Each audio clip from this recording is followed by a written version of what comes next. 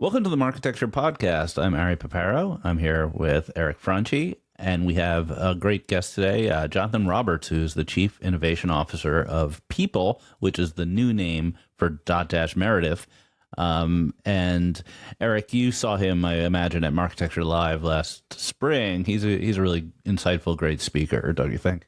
Yeah, absolutely. So he was at Architecture Live. We had him on the pod actually We had him last on the year pod as too. well. He's a Yep. fantastic guest. People is extremely like innovation forward on all things, and particularly AI. So I think it's gonna be a great conversation. And there's so much to talk about with respect to AI with the news this week that, as usual, we're gonna dive Yeah. into it. But it's an interesting time. And speaking of Architecture Live, we're excited to start announcing some things that are happening there. October 27th is the event. The early bird ends on Labor Day, and we're already, selling tickets very rapidly. We're definitely going to sell out this thing. But Eric, tell us about your involvement.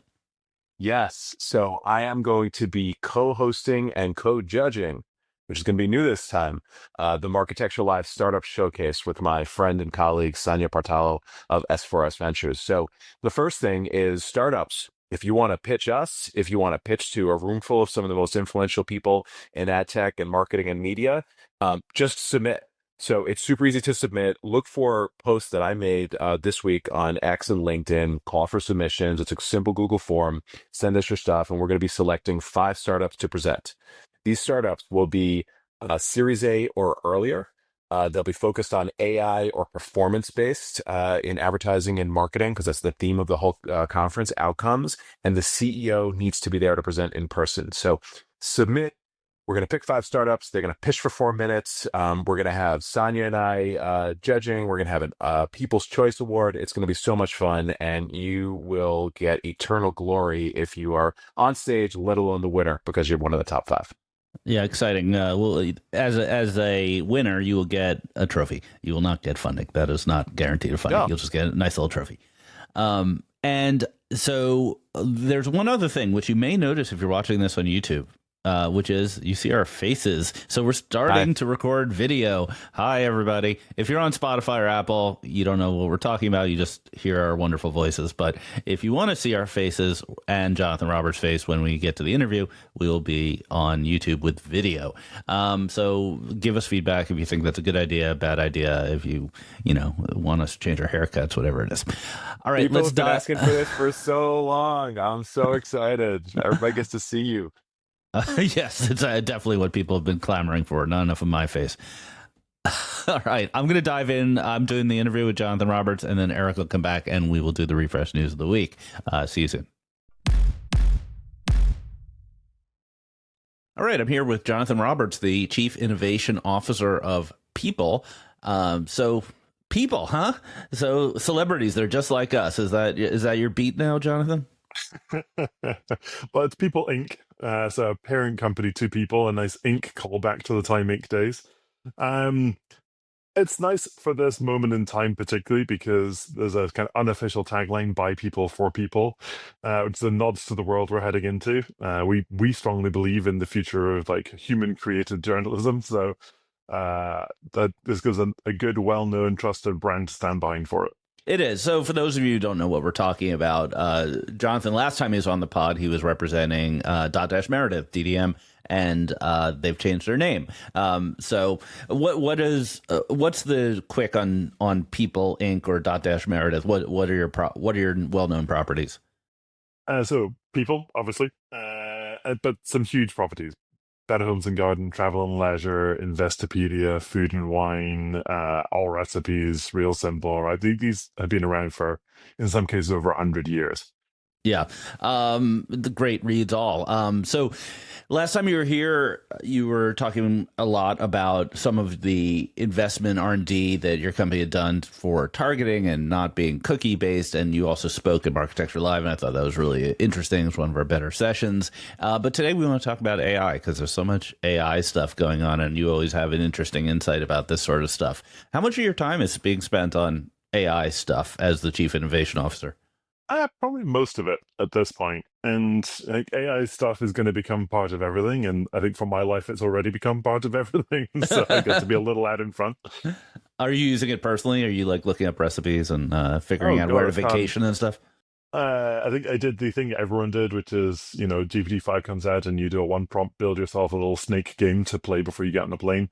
No, I use it. We have a roof garden, so I use it to check on how to deal with the plants on the roof. I've been spending a lot of time like building fun little travel apps. So I'm off to Sicily literally this evening.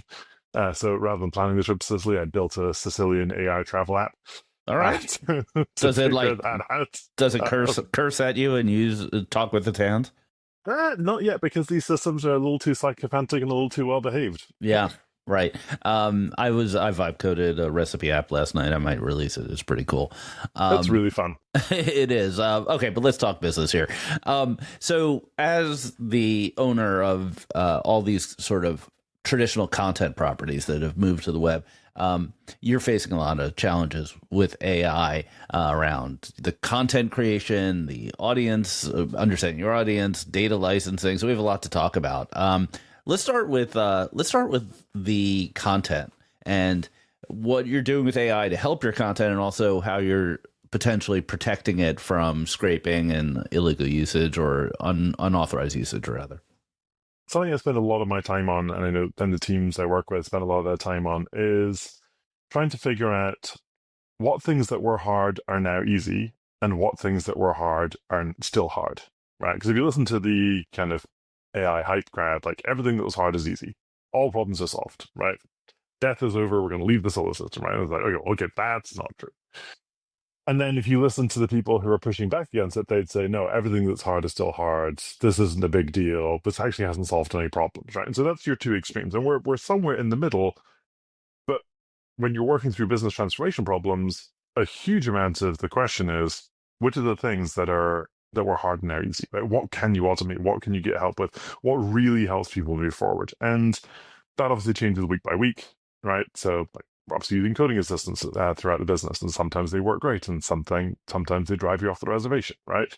And so you just like things can look very easy, and then you double checked. As a publisher, we are a large language business, right? We have about a billion 5 words of content, right?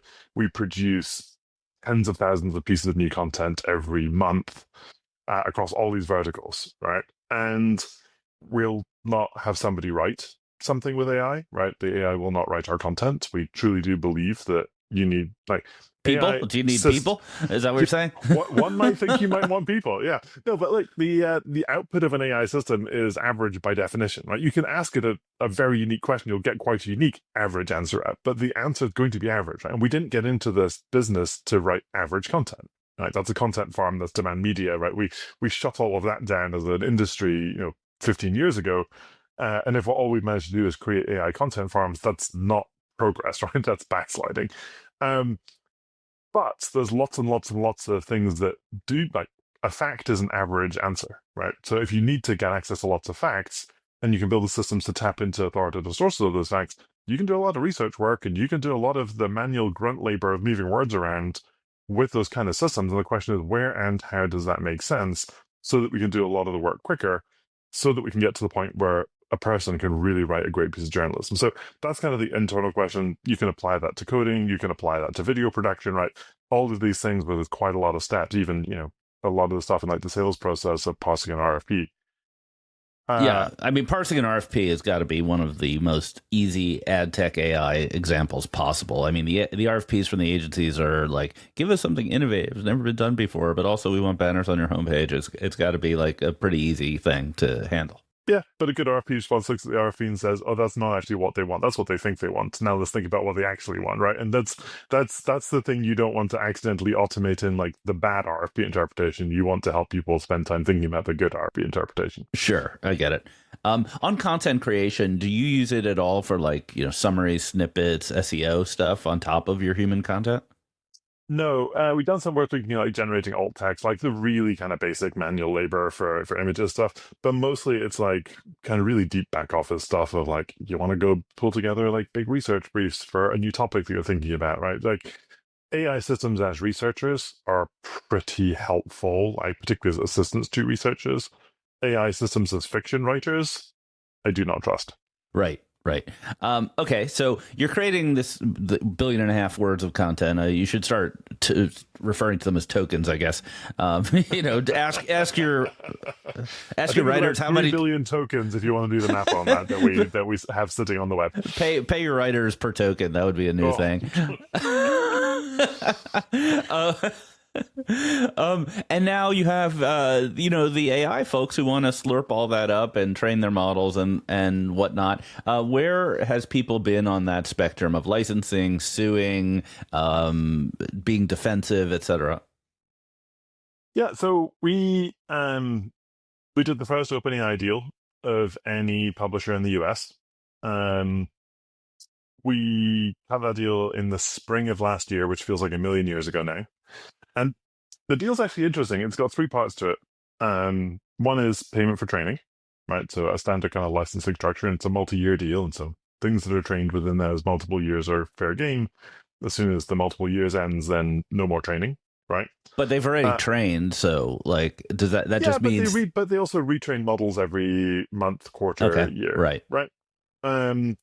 Then the second is that every time our content is used, it requires meaningful attribution. So we actually got citation into the partnership, right? And this was before SearchGPT existed, right? Meaningful, meaning like it has to be a story about like Ben and J-Lo in order to talk about people, but it does. If you decide you want to understand what went on with Trade Desk stock in the last 6 months, you might want to reference some Investopedia content understanding fundamental analysis, right? And that will cite its source now. Right? I like my example better. And then the third piece was co-development, right? So they helped us build our new text. So Decipher that we talked about last time we were chatting now has OpenAI architecture under the hood, both for our own sites and also as we understand the about 600 to 700 premium domains on the open web, right? We've stretched our targeting outside of our walls now and are running it as an open web play. And also we have been helping them as they've been going deep through new releases. So we were deeply involved as they were building out SearchGPT. We helped kind of go through that path.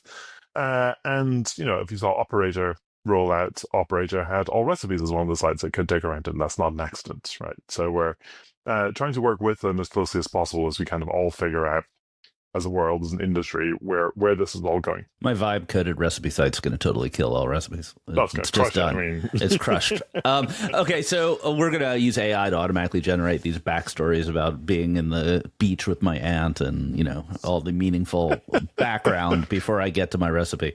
Yeah, I love that AIs have the lived experience of knowing a grandmother in northern Italy who had a Sicilian olive grove.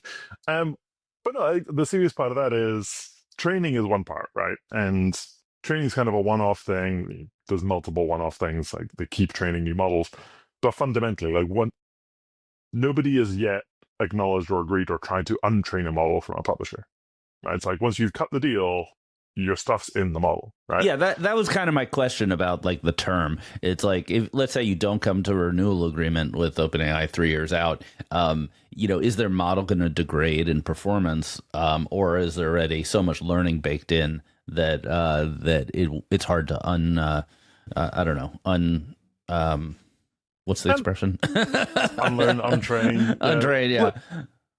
Well, whatever we're up to by that point, GPT-8, GPT-8P or 8 or whatever they end up naming it, it would not be trained on our content. Now, they could train it on the output of the previous model, like there's lots of things to keep this rolling on. But I think, like a year ago, if you talked to the AI companies and heard what people were saying, there's kind of a path of we just put infinite amounts of information in and then we'll never need any more content ever again, right? This is kind of a one-off deal.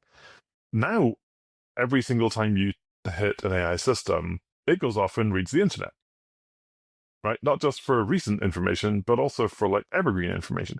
And partly the reason for this is fairly straightforward. It's trained on all the information, but that also means it's trained on all the information, which includes like Reddit and 4chan.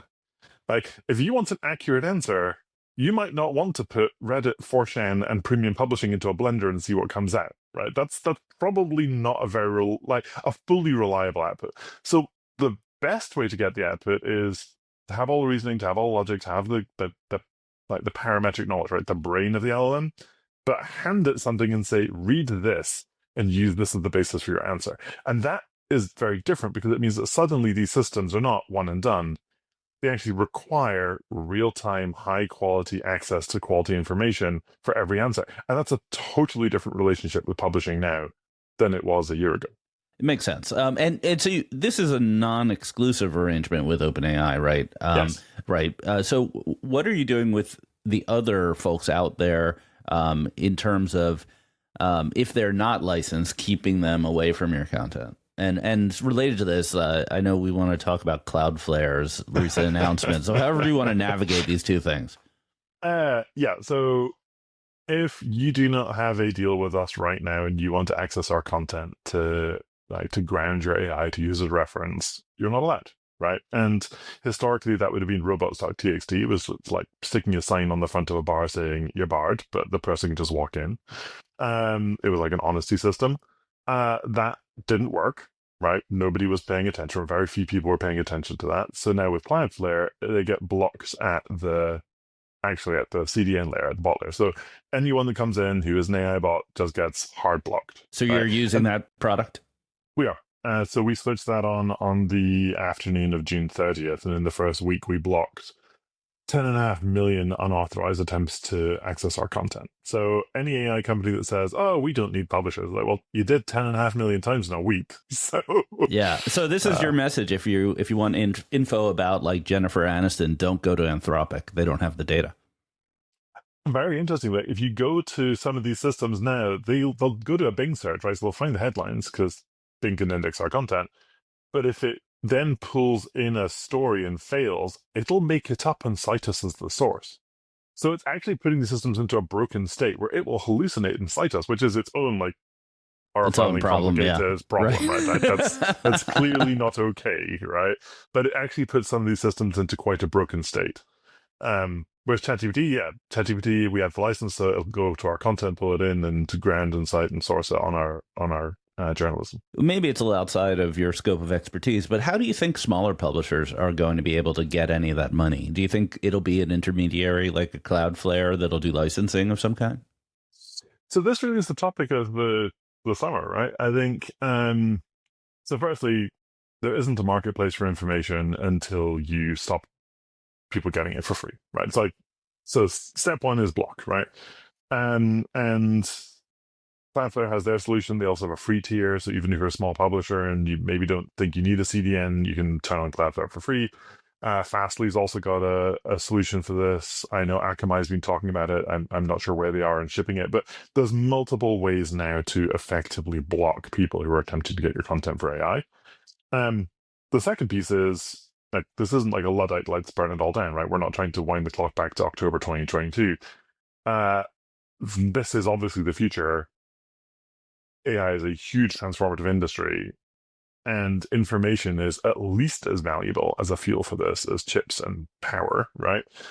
But if the information isn't paid for and motivated and incented, right, for people to create more information, then there won't be any more information and all the AIs will get worse, right? Like, we are going to need a lot more information in the future, not just from big publishers, from small publishers, from individual creators, right? If you want great answers for a trip you're taking, then why would you not want to have it pull in information from local bloggers in a different language? It can do that now. That's amazing. But if those bloggers don't get anything for the creation of it, they won't create it, right? So there needs to be an economy for information that works. And so now the question is, who's going to jump and say they're actually going to build it? What does that economy look like? There's lots of different models. But I do think, in fact, I know that over the course of the summer, and some of this was happening before Cloudflare, but Cloudflare definitely kind of moved the story on a bit. We're now, I think, at a point of like, it's not that information won't be paid for. It's like, it will, but how and how much and where and who pays and like, what's the structure? And that's, I really want to make sure we get to the end of it and get to a place that makes sense. But I feel a lot more optimistic about where we are, where we're headed now than I did in, say, May. Yeah, that's really interesting. I have a couple of like random Google related questions. I know you're a good partner of Google over there. These aren't Yep. negative Google questions. These are sort of neutral. So first one is like, have you been following the AI angle to the Google Chrome search case, where the judge, the case started as search and search monopoly, and they were found to be a monopolist, the DOJ case. But in the course of the trial, AI came up, and now AI is pretty centered to the trial, where the judge was considering forcing Google to respect robots.txt separately from AI.txt, or whatever it's called. It seems very relevant to our conversation here in that you want to be in search results, but you don't necessarily want to license all your content for free. I'm aware of it. I know we're tracking and following along. I think to kind of pull back to the philosophical question, right? Which I'm not going to give an opinion on the case itself. You've got companies that need access to all information on Earth, right? And if you're running a search engine, you need to be able to index all information on Earth to run a good search engine, right? But that doesn't, from our opinion, give you the right to read, store, and reason on that content for AI, right? That's a totally different use case to finding out what you have, right? Like, take an example of a kind of a future content marketplace for AI. You need a discovery step, but being able to discover the content is totally different from the process of using it, right? And like those two functions are just fundamentally different economic relationships. And because we're starting from a point of, oh, the search engines are also AI companies, so they start off with a massive index and they're kind of just using it because they've got it. Like, no, we have to draw a clean distinction between those two things. And once there's a clean distinction, then it's going to be a lot easier to kind of reason about who does what and pays who for which. But that requires the search companies to actually draw a clean distinction, right? Yeah, We know the distinction. well, I'll push back a little bit Yeah, because historically, the ability for Google to use snippets of content has been validated by the courts. Yelp has sued Google multiple times in multiple ways and lost because Google basically took its reviews, snippetized them, and offered a zero-click result on certain types of searches about local businesses. So why? So this you're drawing a line, but the line is already pretty dotted when it comes to using the content. Um, I mean, I think at that point, all we're saying is AI overviews are not new. We've had snippets and FAQs and all these other things. So it's a matter of degree, not a matter of total change. I think kind of, but AI mode is a fundamentally different thing to AI overviews, right? And like we were running Investopedia when snippets came out, and one of the questions was, Investopedia has a lot of financial definitions. Are we going to lose a lot of traffic because there's a short definition at the top of the page, right? Short financial definitions are a commodity. We actually end up with more traffic, not less, because when somebody asking what is PE ratio, that's not the question. They want to know how to use it. They want some examples. So we actually did great out of that because we brought people from a simple question into the real question, which was 1,500-word article with examples and charts. The problem with AI overviews is it does the summary and the deeper dive and takes you down the whole path. Like it's attempting to actually be the publisher, right? Not quote and cite the publisher. And the citations are tiny, irrelevant, hidden, right? The explicit intent is to keep people on that search page, not have people leave. And, you could say we were walking in that direction anyway, and for some things we were, but it is an extreme change in degree, I think. Yeah, let's talk about the opposite use case, where someone really wants to be in the AI results. So this is sometimes being called AEO or GEO. Both GEO is the most confusing acronym in the world because GEO obviously means something, and AEO is just almost impossible to say. But basically, all vowels. Yeah, we're talking about brands that want their info in the search results. Just this week, and we'll talk about this in the news section with Eric, Bluefish, who's a leader in the space, raised $20 million for this, and they were at the Architecture Live conference as well. So, what is your hot take on this whole space? Is it real? Is it important? We've ended up in a very strange place because of the UX design of answer engines. This isn't an AI problem. This is a UX problem, right? We just take a step back and say, like, the job of a marketer is to affect choices, right? Like somebody who's going to make a choice, you do a great job marketing, that person's going to make a different choice, right? when it's people making choices, you can influence people. When the choice is being made by one single monolithic AI system, Gemini, GPT-4 or GPT-5, whatever, then you can't affect the person because the choice got made already. So the only thing you can do is affect the choice being made by the AI system. That's not a great place to have got to, but that's where we are, right? That's what GEO is. It's attempting to change the choice made by an AI when it's finding sources or sourcing facts. And if you kind of think about it a little bit further, at the moment, AI systems chat, right, as a form factor is many to one, right? Many people ask a question, they get the same answer, right? Search is many to many, right? It privileges user choice. It's actually pretty humble, right? If you search for something, you get 20 answers because search doesn't know which one of those answers you need. Chat gives you one answer, so it's incredibly arrogant. It's like, whatever context, whatever's going on in your head, I know this and the answer you need, right? And look, analogies of bars are pretty useful for this, right? Like, I walk into a bar and I get a 300-page cocktail menu, I'm going to walk right out. Like, that's not useful. I walk into a bar, I get like 5 highly curated cocktails and I trust the bar, and I can also go off menu and order a martini. Great, I love this bar. If I walk in, then I get handed an espresso martini because it's the average drink everyone else drinks in this bar, and everyone's got an espresso martini. I'm walking out. Chat is that. Well, Chat I'm not is sure. a UX designed to give everyone the same answer. Hold on 1 second here. First of all, a chat won't give you the same answer twice in a row if for the same human being. It's all probabilistic. And in my experience, like when I ask it a product oriented question, it gives me like, this whole pros and cons and a little grid of choices and things like that. So why is that bad? So you are going to get the same, like, even though it's probabilistic, it's a probabilistic version of the same average answer, right? You're not going to get a dramatically different answer, right?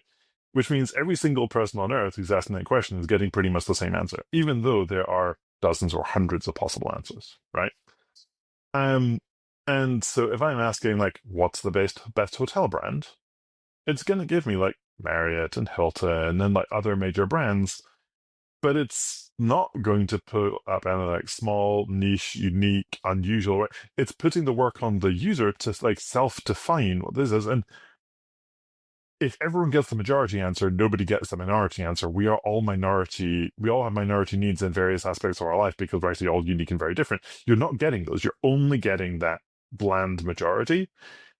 Even if it gives you like the top 3 or 4, right? But that's a massive narrowing of information from search, which allows you into all of those routes with a choose your own adventure. So yeah, if I was a marketer, it would scare the hell out of me. Yeah. So what would you do about it? Like, so I get what you're saying. And I don't see that necessarily changing because the consumer wants an answer, and if the consumer wants a boutique hotel no one's heard of, they will type that into the chatbot. If they want give me the mainstream hotels, they'll just say give me a hotel. So to what extent, if you're the marketer who wants to stand out and is not, don't you need tools for doing that? I'd push back on the like this is an inevitable outcome of the form factor, right? I think, say you're asking about your health, right, which lots of people do, and you say, okay, what's a good or a bad blood pressure, right? That's not a yes or no answer, right? That's an answer which is dependent on lots of factors like your age, your demographics, your history of things, your family history, all the rest of it. If you walk in and ask a doctor that, the first thing they do is they hand you a form and make you fill in some information so they can give you a better answer, right? That's not what any answer engine currently does. It just gives you an answer, right? So you can build these systems that know what they do not know and therefore ask you for the extra information so they can give you a better answer for you. Nobody's doing that yet, but I have seen early prototypes of models and form factors that actually privilege user choice and put it back in, and they give you a much, much better, much more personalized thing very quickly. So it's not a failure of AI, it's just a failure of UX. So I think you're saying is like if I asked an open-ended question like who's the sexiest man alive, I would not just get a single picture of Brad Pitt. I would get an array of gentlemen who were attractive. Yeah, I mean, look, we've done one every year for over 50 years, so there's at So, least 50 Sexiest in our life, right? So, but there's only one who gets on the cover, right? So I each think year. there's Yep. some irony to this conversation. I mean, I like your soft pitch for the next cover, Ari, so I'll pass it on to the team and take it under Yeah, consideration. I'm going to hire some sort of technology vendor to submit my photo over and over again to see if potentially I can rise in that ranking. All right, I think that's a good place to stop. We have a lot of great news this week. So Eric will be joining to talk about the latest AI news, the new MSNBC rebrand, and a bunch of other stuff. Why Brian O'Kelly does not want to be a billionaire. So Jonathan Roberts, thank you so much for joining. We appreciate it, and congrats on the rename. Always a pleasure. Great to see you. All right, we are back with the refresh, everybody. On the docket for this week, we got, as usual, a bunch of AI to go through, especially on the heels of this conversation Ari just had with Mr. Roberts. We've got a whistleblower allegation against Facebook, Meta, about cheating on ROAS. This will be interesting to talk about. Some big legacy TV news, a potential ad tech IPO, and maybe a couple of other things if we have time. So, take it from the top. Let's talk AI. Last week, we talked about two of these companies that optimize search for LLMs with big fundraisers. This week, there is a third. So Bluefish raised 20 million for LLM search. This is interesting, I think, for two reasons. Number one, I mean, this category is exploding. These are like big rounds led by notable investors. And then number two, Bluefish is actually the second company with deep ad tech roots that is participating in this space. So the first was Evertune, which we talked about last week, XTTD execs. Bluefish is the former CEO and founder of Promote IQ, I think it was, that sold to Yeah, Microsoft. Alex early, Sherman, yeah, Alex Sherman. He was at Architecture Live. He that's right. was early retail media, sold to Microsoft, and unfortunately, Microsoft didn't really run it that well, and it's since been shut down. Yeah, well, he's onto something really big with Bluefish. Have you been tracking? So first of all, you told me that this would be a category before anybody, and I really wish you would have started that company, and I I would have really funded should it. have. I was going to start a company doing this like 3 years ago, and right now we'd have a product. But I didn't because I'm all talk, no game. I'm an investor in a different company. So there's a third company that's ad tech deep. It's called Gumshoe. They were That's also right. a presenter at the startup showcase. It's Todd Sawicki, who formerly Samantha and Outbrain. And it's a very exciting space, and those who've been listening, John Roberts had some opinions about this as well. I think it's a very compelling space. I don't know how big a business it's going to be because, like we said this last week, SEO turned out not to be a business. There's no big SEO companies. Is this SEO or is this SEM or is this something else? Is it HubSpot? I don't know. Yeah. I don't know either. But there is so much heat in this category, so it's fun to watch.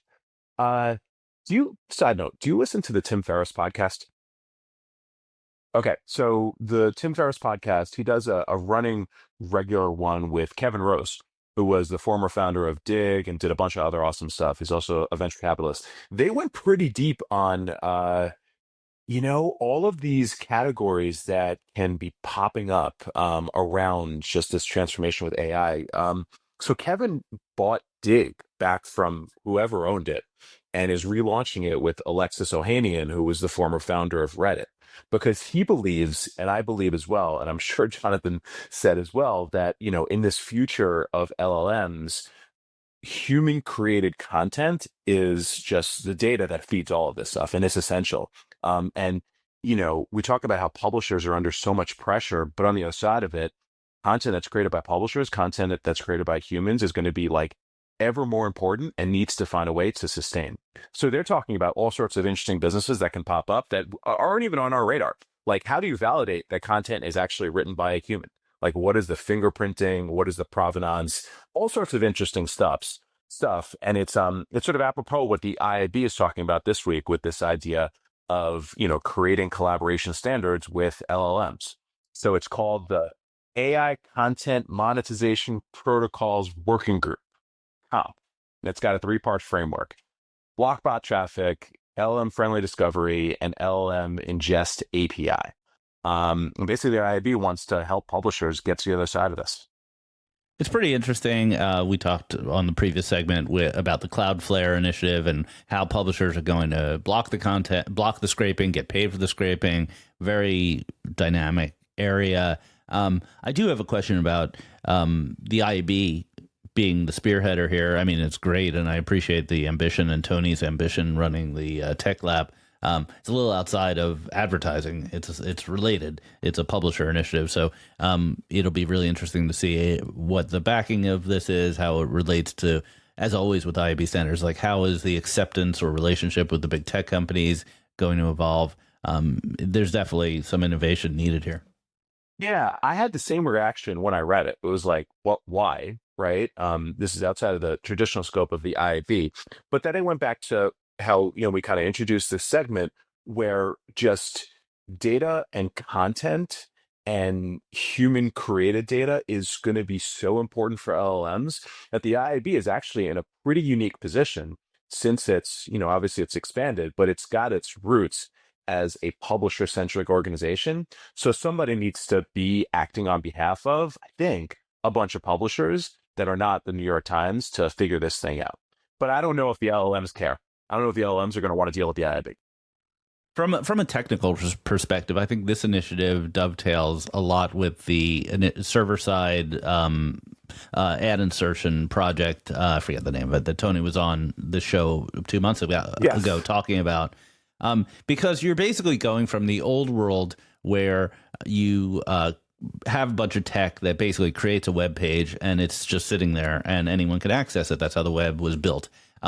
And that world is falling apart because of ad blocking and spidering and AIing and all this stuff. So when you combine this content monetization protocol with server-side ad insertion, you're sort of like putting a ring fence around your website, and there are tolls and moats and ways to get to the website that the publisher takes more control over, and they spit you back something that includes ads or includes permissions or is customized for whomever is watching it. And maybe that's part of the web becoming less open, but it gives the publisher at least a say at what they're exposing to the outside world. Yeah. There are folks that are taking the other side of this. So Trey, Titone, or Titoni, how do I pronounce his name? I don't know. He works for me, but I don't know. You acquired his company. Okay. Our boy Trey thinks that, the LLMs have such massive leverage and there's so many workarounds to sort of summarize badly a post that he wrote after this whole Cloudflare thing that, things like this are effectively not going to work. But I just I don't know about that. Yeah, it's just the data is so important. Trey has a amazing post coming out this coming week about agentic AI and how ad tech companies are thinking about it, and MCP servers and all this sort of stuff. It's long. It's like 5,000 words, and it is like the definitive article on the subject. So keep your eyes out for Ad Tech Explained. Probably come out Tuesday or Wednesday of next week. That's so awesome. But 5,000 words? Yeah, it's a little long. Get an LLM to read it for you. All right. What did you found something interesting on X this week about someone basically alleging and providing some proof, N=1, that Google search volume is going up as a side effect of search from ChatGPT and other providers. Walk us through this thing. Yeah, so what the general data point of view right now is that AI reduces the click outs to publishers, but it's actually increasing the amount of searching, so consumers are searching more. And Google in particular has said that to blunt any criticisms of its stock price. And this researcher, who I cannot vouch for, I don't know this person really at all, but it's interesting. Chris Camillo, yeah. He did some research that showed that it appears that Google search volume is on the back end of AI searches, such that I think we all know that if you search on various AIs, they do sort of spider and reach out to other websites for answers. In some cases, like with Perplexity, it could be hundreds of search results for a single search. And so what this person did was they came up with a search term that didn't make sense that no one had ever used before, and it had 0 on Google Trends. And then they searched on AI. I forget which AI for it. And Google search trend data showed that strange phrase popping up. And someone else in my comments reproduced this. And it's not clear if what Google reports to the public about search volume is or is not aware of sort of headless browsers and spidering and all of that stuff. But it's a pretty interesting data point that Google may be getting hit pretty hard by the back end of some of these AIs. Yeah, the question is, does this make up anything meaningful in terms of scale such that it affects the numbers? And I question that. So what Chris did was he ran a micro test.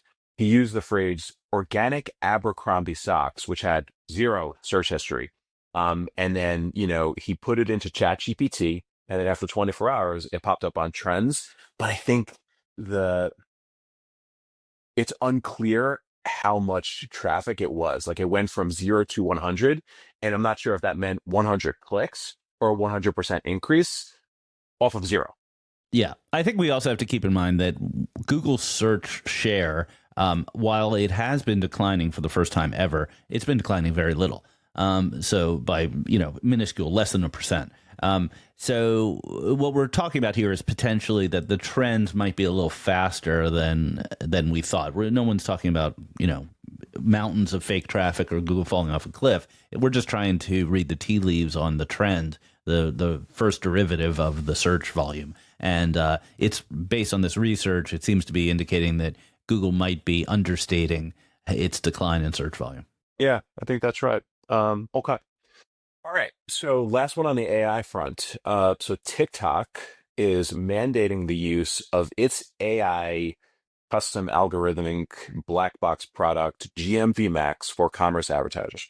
Before we talk about that, as the product marketing naming connoisseur, I want to know your opinion on GMV Max versus PMax and Advantage Plus. Like, is it a better one or is it just another one? My first take is that GMV Max is a terrible name. I mean, it's hard to it hurts my brain just looking at it on our show notes. On the other hand, like, it actually is saying what it does in a way that PMax doesn't. So it increases GMV. Okay, that seems like something I want. I would probably go with GMV Plus because then you wouldn't have a second word in there. It's so funny. They have to use Max or Plus. They have to use Max or Plus. I don't know. All right, we'll get back to you, TikTok, on our recommendations. But I think this is interesting because basically this is just for commerce advertisers. So TikTok has a lot of different types of advertisers, and effectively they're saying, like, you can't control where your ads are going to show. You have to use our AI.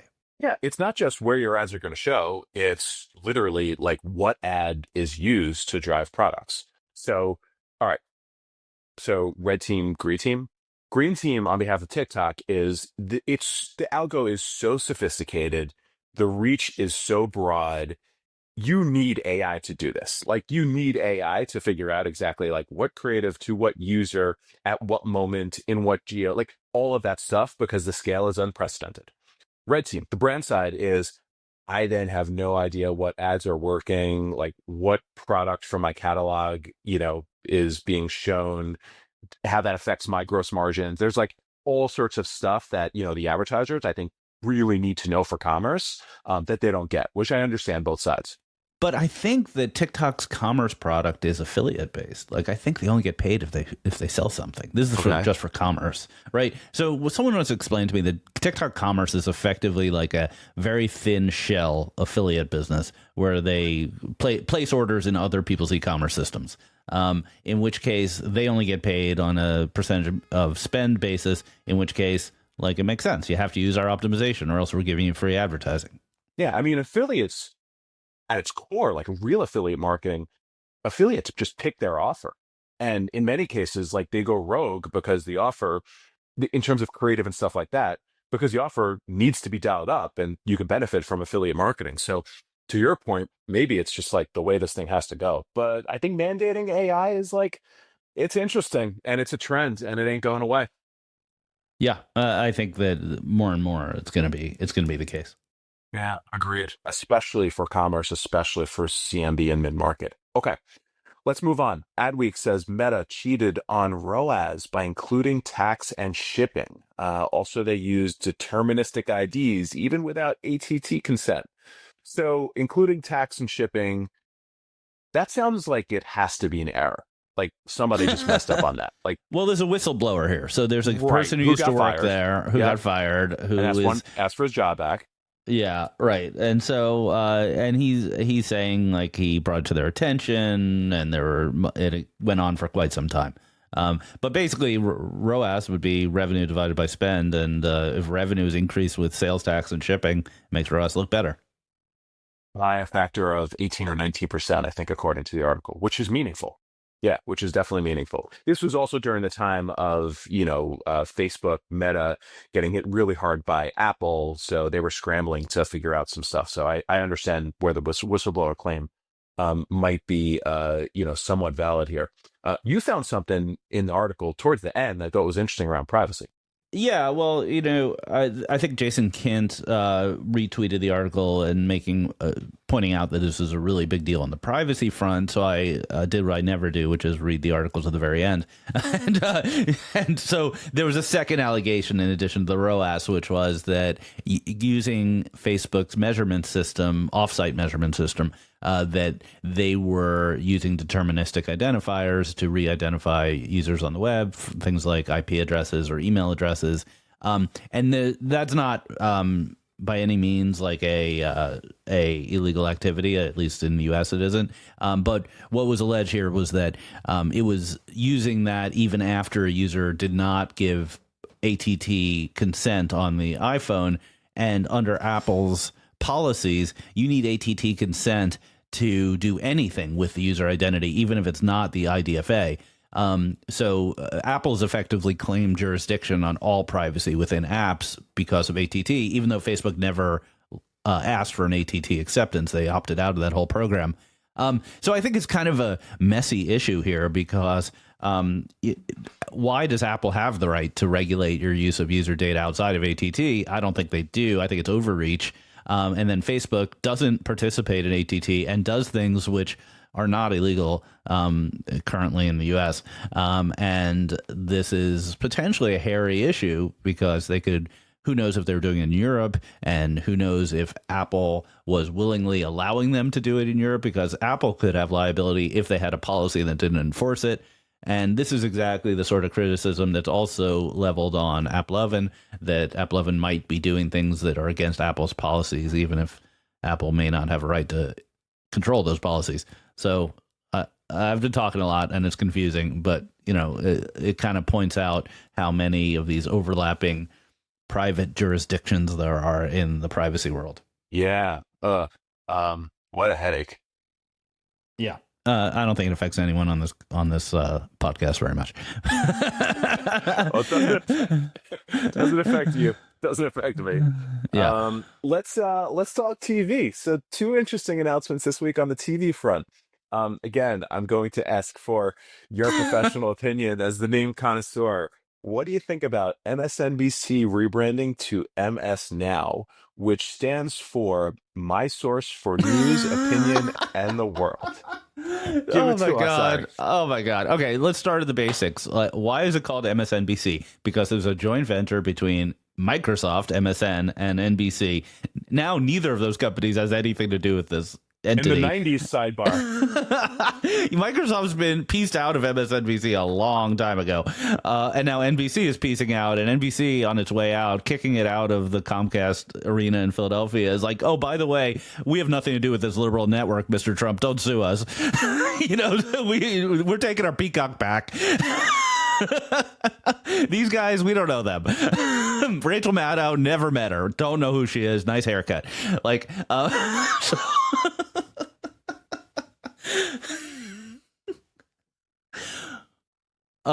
So then, what does the M stand for? My? What does my mean in that sentence? Like, is it like a portal? We're back in the 90s. I'm like going to arrange the widgets on my homepage of the MSNBC, like MS Now, sorry, homepage. Like, what does my have to do with anything? It's not. This is not a customizable product. This is a cable TV news network.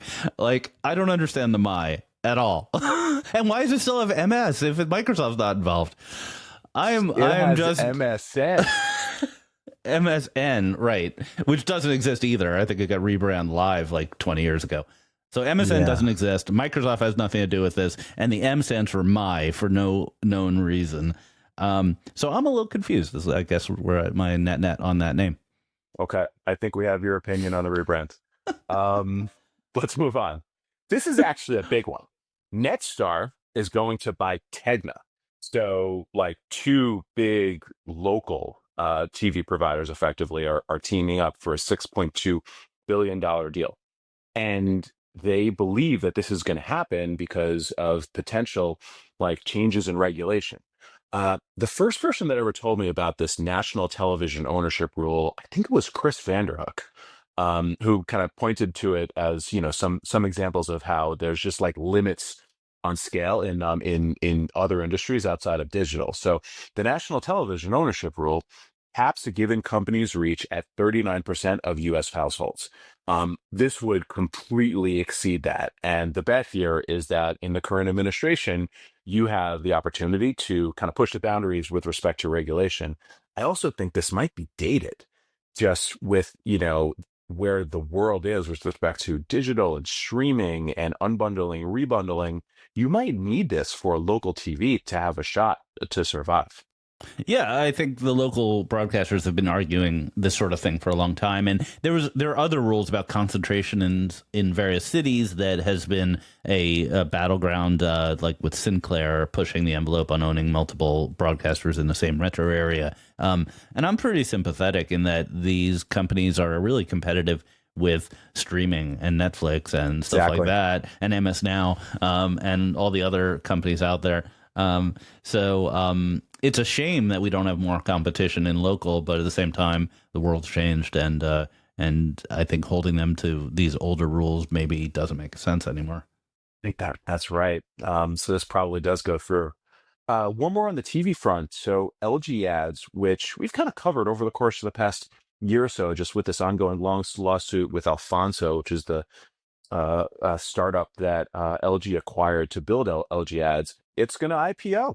So we're going to have another CTV pure play public company perhaps this year. Yeah, it's exciting. It's a little bit of a game of chicken. So let me try to recap off the top of my head here. So LG buys Alfonso. The Alfonso ownership maintains board seats in LG ads, But not control. Well, yeah, okay, not control. And whatever we say, we're going to get an angry email. So let's start there. Every time we've mentioned LG, we get an angry email from someone. So LG then replaces the Alfonso board directors in sort of a coup-like thing, as it's described by the LG folks. They sue in Delaware. They win. The LG owners win and get control back of LG ads. And as part of their original deal, they can force an IPO. So they are forcing an IPO. And now my opinion is that this is a little bit of a game of chicken where LG may not want a division to go public outside of its Korean control, and maybe a large enough check heads off this S1 of the pass. Yeah, potentially. Just to clarify, it was Alfonso who sued, Alfonso who won. Alfonso is now back on the board and pushing for this IPO. And Alfonso, I've known for a long time. They're a big beeswax customer. I got to say, not a great product name. Another not so great name. Like, what does that mean? It's like some dude with a cigar, telling you what to watch on TV. Pretty much. What was up with that name? I don't know. It was a good product. The one thing I thought was interesting in this article, which we'll link to in the newsletter, is that it basically cited that LG Ads was a $750 million business last year, which is big for a CTV pure play. What I loved is that $750 million is 1 trillion won, which sounds way cooler. It's a $1 trillion business. I remember Squid Games when they were like this last season. Did you watch it? I didn't watch the recent season. No. Okay, yeah. So the pot keeps growing, and it's expressed in won. and the numbers were just so outrageous that I was constantly just kind of like doing the currency conversion on myself. So 1 trillion won. I like that. It's The six comma club. the six comma club. So I mean, once again, off the top of my head, and once again, please send in your correction. 750 million sounds bigger than Vizio's ad business, because we know Vizio was public and they're acquired by Walmart. I believe Vizio's like services and advertising business was smaller than that. I don't know what this number encompasses. Yeah, I don't know if it's like for like, but it's a big business. Video also had, the hardware business, so you have to separate it out. The whole business was bigger. Much bigger than Mountain. Like Mountain, just pure play. Eric, I have an announcement to make. I don't know how you feel about this, but if someone were to offer me $1 billion, I wouldn't take it. I wouldn't take it. I would give it away to charity. How do you feel? Would you also take the pledge to not become a billionaire? Oh, I see what you're doing here. You had me thinking about LG, and you wanted to slide this one in. I was just moving on to the next topic, because the other day someone offered $1 billion for architecture, and I just said, no, that's not my game, man. Okay, context for the listener. friend of the pod, former AppNexus founder and CEO, current founder and CEO of Scope 3, portfolio company of Aperion, Brian O'Kelly, was featured, I think it was in Fortune, talking about how he basically kept, I think, $100 million after the AppNexus acquisition, gave away the rest. And I read that, and I basically interpreted, I think, a little bit differently, Ari, than you did. I was like, okay, you think I'm not giving him a fair shake here? I don't think so. No, let me explain. Let me do this side of it. So the Giving Pledge. The Giving Pledge was started by Warren Buffett. Basically, like most known billionaires have signed the Giving Pledge, saying they pledge to give away most of their wealth in their lifetime. When I read this, I said, okay, Bach has a different take on the Giving Pledge, which is just like, okay, I know how much I need. Pass this amount, I'm just going to give it away. So I don't know how this is different than the Giving Pledge, outside of, his statement that he doesn't think that anyone should need to be a billionaire in this lifetime. Okay, I'm poking fun here because it's funny, but so if you're a billionaire and you say, I'm going to give away $1 billion, that's great. If you're not a billionaire and you say, if I were given $1 billion, I would give it away, that's funny. Because I don't have $1 billion. I'm not giving away $1 billion because I don't have it. I still maybe I'm thinking about this like too linearly, but I think it's just like, hey, more than anyone needs, $100 million. Like you can live a great life. Okay. And then past that, I think there's great things that can be done in the world, and just fund them. I'm updating my pledge. If you were to give me $100 million, I'd give it away too. Like the 100 million. I will not accept $1 over 100 million from architecture. So if anyone out there wants to give me more than $100 million from architecture, every dollar above 100 goes away. Is that a good pledge? Yeah. I mean, as a architecture investor, I'm good with 100. Yeah. I mean, obviously, we have to be humble. Only 100. Yeah, hit the bid. Take 100. Okay. I appreciate his. I think he has his heart in the right place. It just comes off a little fun. It comes off a little funny. We should make this the topic of the Q&A with Brian at the next Architecture Live, if indeed you guys run it back. Yeah, we had a last one. This one we're going to have Antonio Garcia as our podcast guest. So I have a lot of other things to ask him. Yes, for sure. All right. I think we call it here. Yep. All right. This was a great episode. Eric, thanks so much. Hope everyone enjoyed our conversation with John, and we'll be back next week. See you next week, everybody.